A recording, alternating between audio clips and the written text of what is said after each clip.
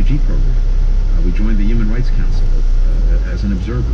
We've reprioritized sexual and reproductive health, including funding for the UN Population Fund. We have a presidential memorandum to protect and promote LGBTQI rights around the world. We've led in condemning the coup in Burma and trying to galvanize collective action. And of course, we are now doubling down on diplomacy to try to end the horrific war in Yemen that's produced what is the worst humanitarian crisis in the world. And I could go on.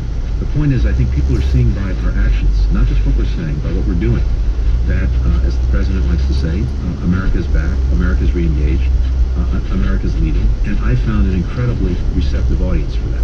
Let's apply this to Iran. Is U.S. policy still that Iran must not be allowed to get a nuclear weapon? It is. In which case, I'll put to you the same question I put to Mike Pompeo a year ago. How do you stop Iran from getting a nuclear weapon? Well, we did in the past.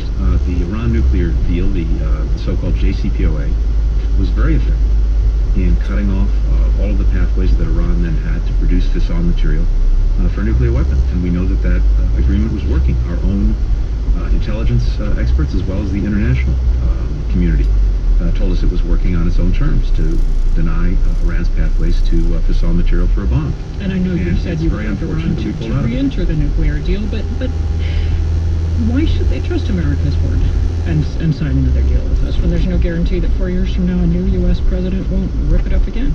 Look, every country has to make these calculations and decide on balance what's going to be in their interests. I think we know this.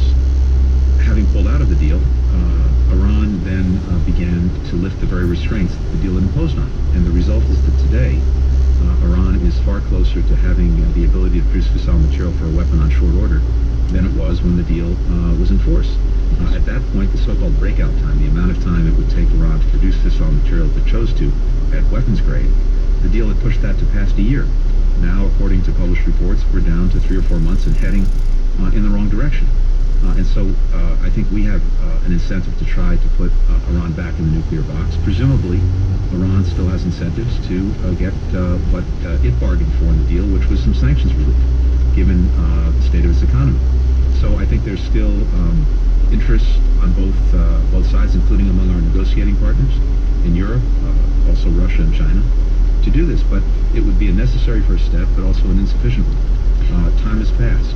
And so if we're to get back into the deal, if Iran returns to compliance and we do the same, we need to work on an agreement that's longer and stronger than the original one. And we also need to engage other issues that were not part of the original negotiation that are deeply problematic for us and for other countries around the world. Iran's ballistic missile program, its destabilizing actions in country after country.